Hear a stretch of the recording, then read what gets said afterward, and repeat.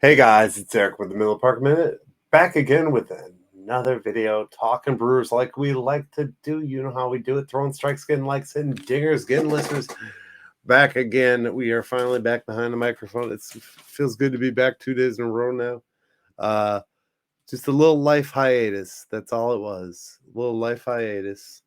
And now we are back talking Brewers baseball as we do here on the Miller Park Minute. You know where we are: Apple, Spotify, Google, Amazon, iHeartRadio, CastBox, Rumble, Pocket Cast. Anywhere you find your podcast, you will find the Miller Park Minute. So tonight we're going to talk about kind of the race where the NL Central champs sit, who we potentially could face, and what I think the best case scenario for a Brewers postseason run is. But first, we're going to talk about tonight's game, the good, the bad, and the downright ugly, as we like to do. Yeah, we're bringing it back. All right, so the Brewers did not lead this game until late. We tied this game in the 6th inning. In the 7th inning, we added a run, and that is what held. But I'm going to go out and give a good award to our friend Wade Miley. Wade Miley got out of a jam in the 2nd inning, bases loaded. He went 5 innings, only giving up 6 hits, 1 run, walked 1, and struck out 2. Wade Miley has really come through for us. He's been just a talent all right, the way around. 9. What has he got? 9 wins on the season with a 3.13 ERA, 3.14 ERA. Sorry.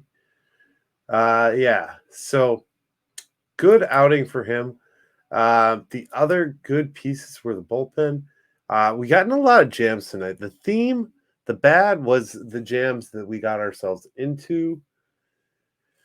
But the good part about those jams is we got out of them. So, got a little scary at certain parts. I mean, Chafin got a little scary. Devin Williams even walked a pair.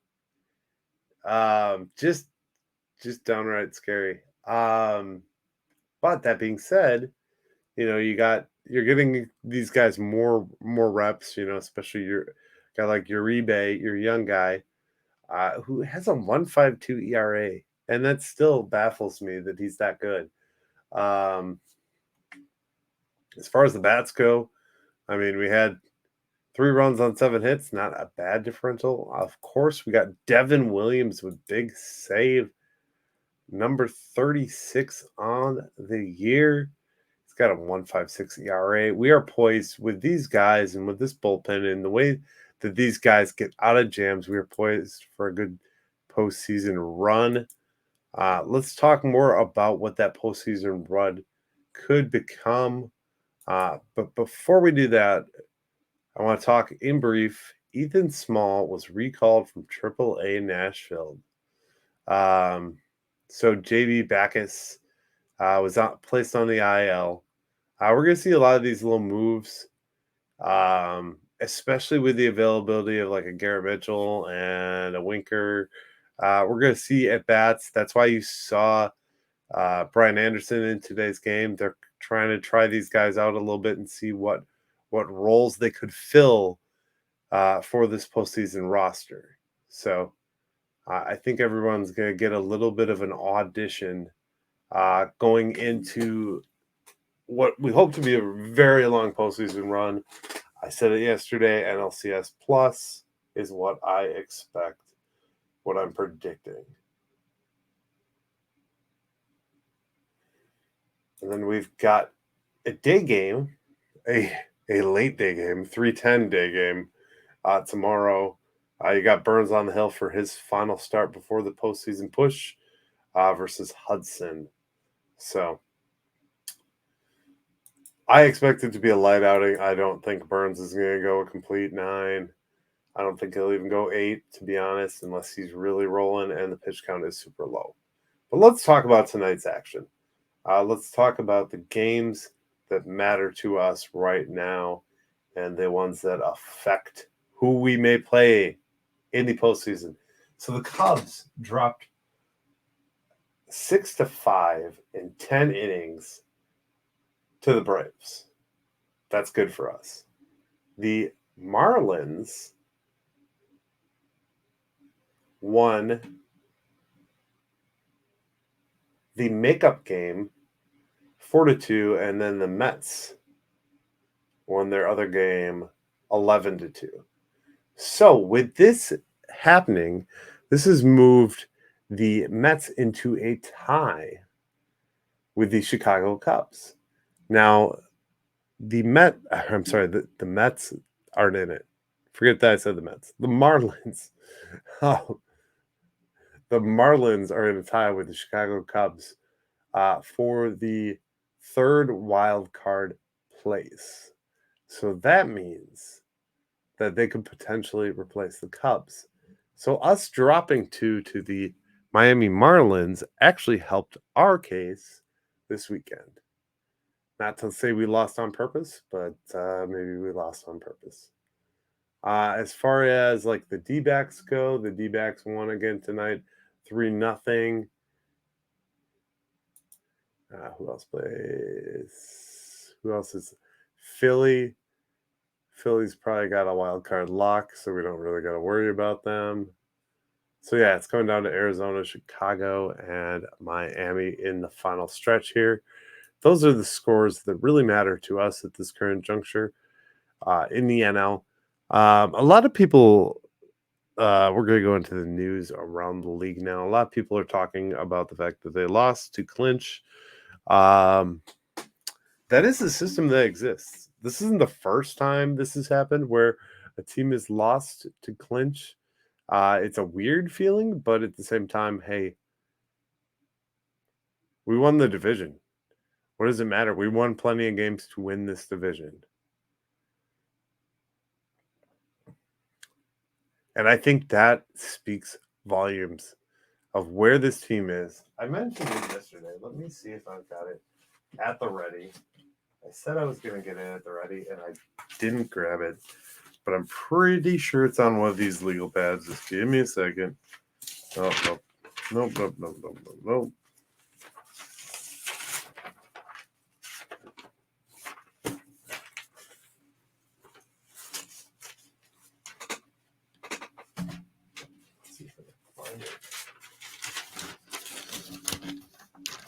All right, let's see. I am sad. Okay, so we are going to go over one more time before the final push here. Gus Farland, breakout reliever, was number 22 on my 23 predictions for 2023. Obviously, Gus Farland got released by the Crew, so that was not a win for my prediction list. The next one was Brewers 2023 All-Stars.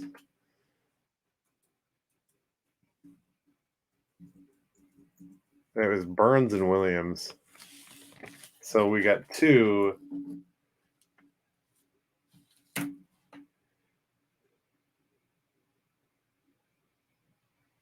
We got two of the six that I said, so that was a big loss on my part. Rookie of the Year, Garrett Mitchell. That ain't going to happen. I wish. Corbin Burns, 2023 Cy Young. He ain't going to make the Cy Young. Strikeout leader, Corbin Burns as well. I was wrong on that. I did say that Devin Williams would get 48 saves. He would have to save a game every day to make that happen, and it still wouldn't happen. Freddie, I had 200 Ks, and I am well sure he is over that. I believe he's going to set a record. But 210 strikeouts. So we are over for Freddie. I said, and he still got another appearance yet this season. I said 258 for Burns. He is not at that number. I said Brandon Woodruff would have 19 wins. He did not get close to that. I said Willie would have 37 home runs. Let's see how close we came or how close we are. think he's got 27, so he's 10 shy of what I said. 24. Rowdy, I put 40 homers. He kind of pooped the bed on that one. Mitchell, 46 stolen bases. Obviously, he did not play long enough to get that. Yelich bats 288. Ooh, that's probably a close one.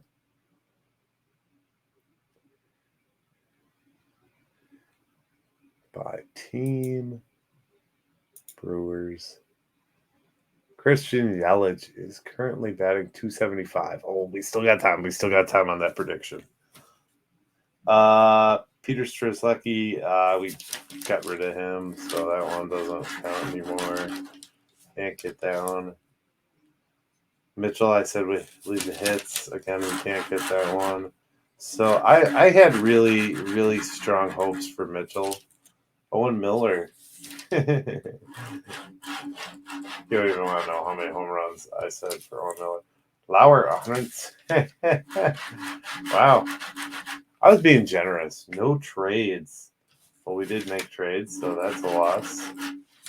Rowdy, 4 stolen bases. How many stolen bases does Rowdy have? It's not 4. If it's 4, I'm going to laugh. It's not. I don't think he stole a base. Stolen bases. Good old Mr. Yelich.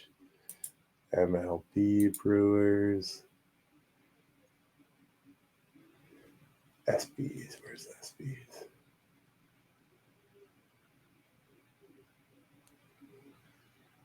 I didn't think Rowdy played long enough to have 4 stolen bases. None. That's a loss. Unless he steals 4. I did say they would win the NL Central. I got that one right.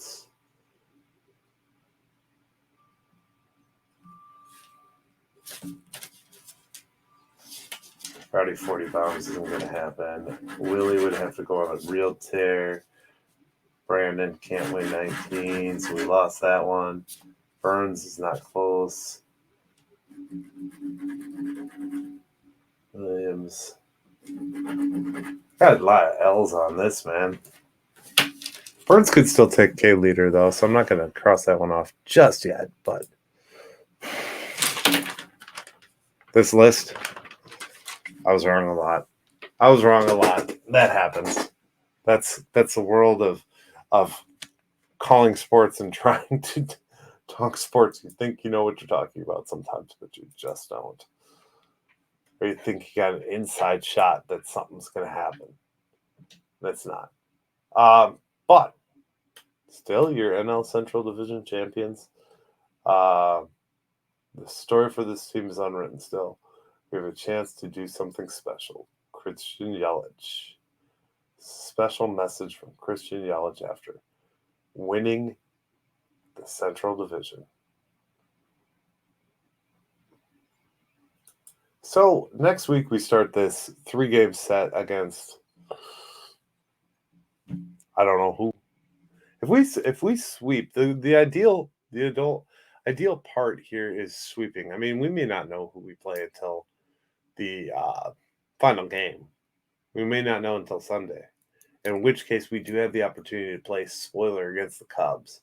So that would be kind of bittersweet for us to play spoiler and to hold the Cubs out of the 2023 playoffs. It could happen.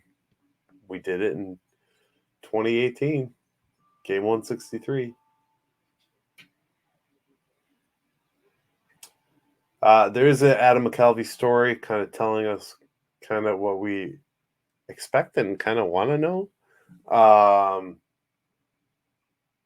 Potential roster catchers is Victor Caratini and William Contreras.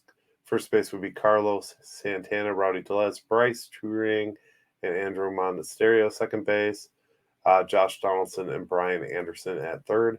Willie Adames at shortstop. Outfield would be Frelick, Mitchell, Perkins, Tyrone, and Christian. DH Mark Canna. Pitchers, of course, Corbin Burns, Brandon Witter, Freddie Peralta, Devin Williams, Joel Payamps, Abner Yebe, Hobie Milner, Trevor McGill, Elvis Peguero, Bryce Wilson, and Wade Smiley.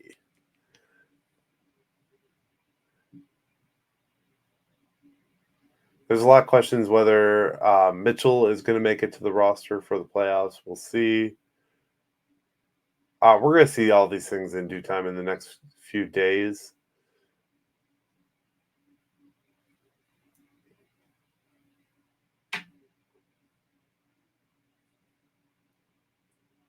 Of course, our first round potential opponents are the Phillies, D-backs, Cubs, Marlins, and Reds. Of the Reds, we have the best record at 10-3. The Marlins 4-3. Cubs 5-5. We still have 3 games to play against them. D-backs were 2-4 because the D-backs were hot at the beginning of the year when we got to face them, and the Phillies 4-2. So most favorable for us would be like the Reds or Marlins and potentially the Cubs. I don't want the Cubs to come though, because then their fans are going to take over our stadium. So I have a love-hate relationship with that idea and that concept. I don't know. It's hard to say. It's hard to say what I truly think and feel. Guys, it's good to be talking again. Like I said, long break. Just a lot of stuff. Just going through some stuff. We've all been there. We all go through it. It's like a baseball season: the hills and the valleys, the peaks, and sometimes you get beat by the Colorado Rockies in 3, or sometimes you get beat by the Oakland A's, or that's life. That's life. You just take the good with the bad, and that's baseball. And I think that's why we get romantic about it and why we love it so much. But that is all I got for you guys tonight. We'll make it another quick one. We're going to come out with some micro episodes here in the next few days. Get back to it as far as baseball goes. So, guys, thank you for watching the Miller Park Minute. Thank you for sticking around. Thank you for being a fan of the show. And remember to like, subscribe, and share this with your friends. And go Brew Crew. Have a great day.